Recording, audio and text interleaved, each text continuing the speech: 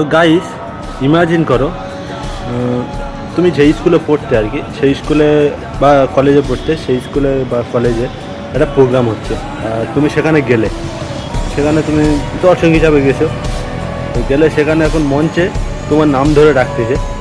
আর তুমি মঞ্চে গেলে গেলে এবারে তখন বলবে না যে এই ছেলেটা আমাদের স্কুলে বা আমাদের কলেজে পড়তো, এখন সে ব্লগার হোক বা কন্টেন্ট ক্রিয়েটার হোক, তুমি করলে তো তোমাকে মঞ্চে ডাকলো।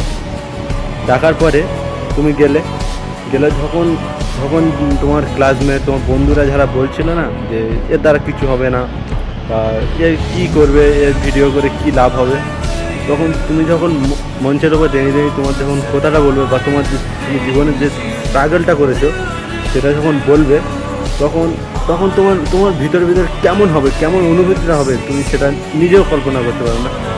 তো যখন যখন এই পজিশনে যাবে না, তখন দেখবে তোমার অনুভূতিটা কেমন হবে।